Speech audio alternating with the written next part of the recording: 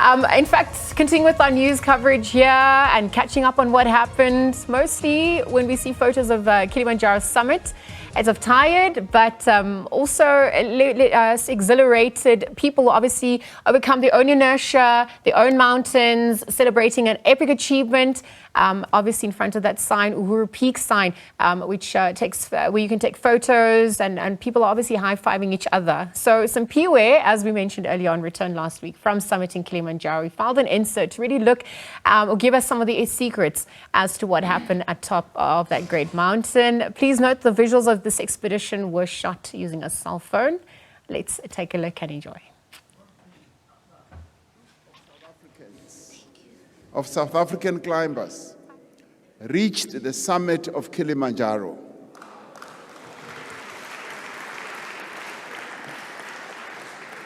Now, as we know, this is the highest peak on our beloved continent.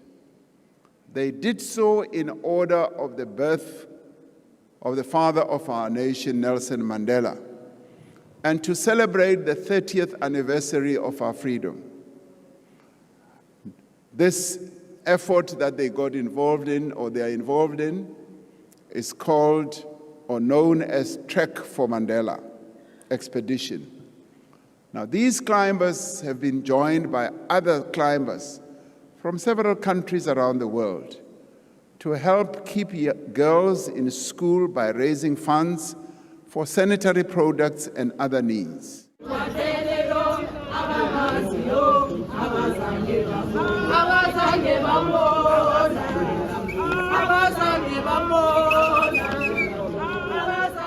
It is an honor for me and my team from the High Commission of South Africa and Tanzania to welcome our team from South Africa, the Trek for Mandela expedition. We welcome them and we wish them all the best as they take the first steps tomorrow and towards summiting Mount Kilimanjaro on the 18th of July, which is the birthday of our founding father of our democracy and freedom, Tata Nelson Mandela. We wish them well, all the success, and I want to say to them that they must work as a group and they must not allow any one of them to be left behind. Hello and welcome to Marangu camp at the foot of Mount Kilimanjaro in Tanzania. I guess this is it. This is a culmination of months and months of vigorous training. Today is the 14th of July and the idea is to get to the summit at the Uhuru Peak at the top of Mount Kilimanjaro on the 18th of July on International Mandela Day.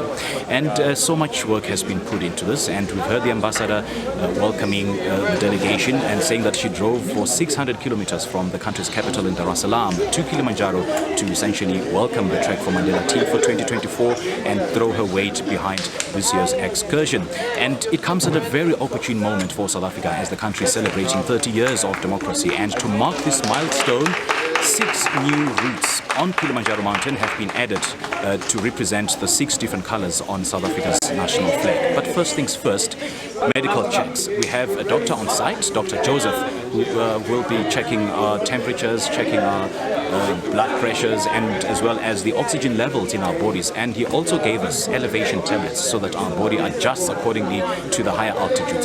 The weather is pretty fair today, and it's not too hot, not too cold, but obviously it's going to get colder as we get to the summit, and the air will get thinner and thinner. And as we've been listening to some of the experienced hikers, the golden rule is to take it slow. Because we were told that once you start sweating, then you're moving too fast, then you have to take it slow. But let's now listen to Richard Mabaso, the team leader, who will be issuing out instructions. If you miss all those instructions, I promise you now, you won't be the happiest person when you come back. So it's very important that we stay disciplined and we follow the rules. And we inform the guy every little thing that we want to do. Because simple things like here, as I said, that when we leave here, we're going there, and then someone needs a bathroom. It needs to stop.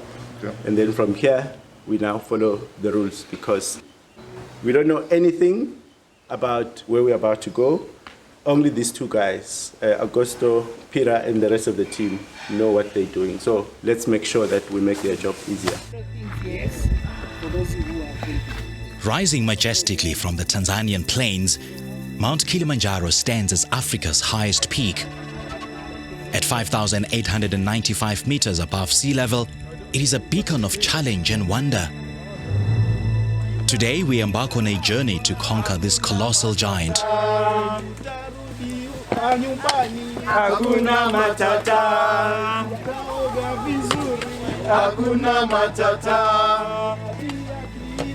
Before setting foot on Kilimanjaro, climbers must meticulously prepare.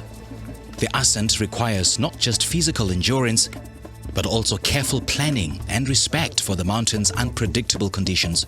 Our journey begins at the lush rainforest zone, where vibrant vegetation and wildlife greet us. Here, the air is thick and humid, a stark contrast to the arid landscapes that await. The sun is out, but we only see the glimmers of the sun rays.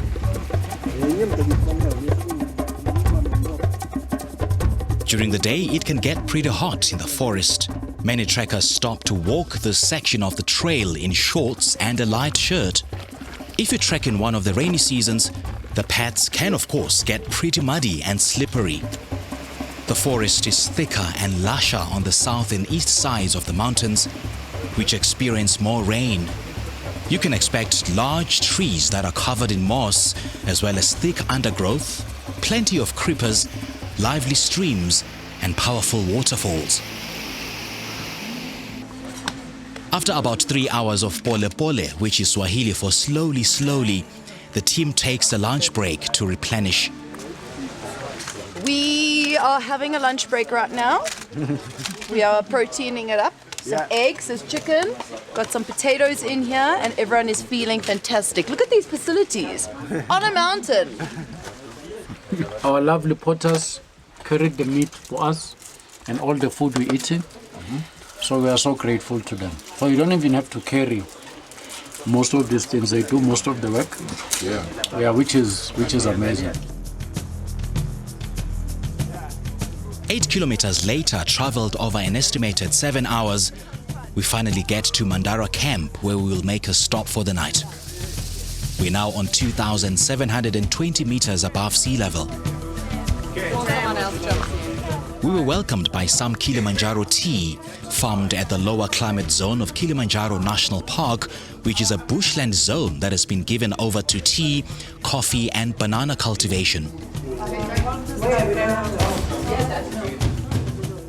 To wrap up day one of the expedition, we were treated to a hearty protein-rich dinner prepared by the porters on the mountain, who spared no effort to ensure that we're excited about every meal and energized afterwards to keep on climbing. Apparently, the meals you eat on Kilimanjaro can make or break your climb. Well, Sims, what an amazing experience. I know there's discussions in studio about who should be joining you next. Well done. You should be. One day I'll take up that challenge. But congratulations on summiting that feat, of course. Well, thank you.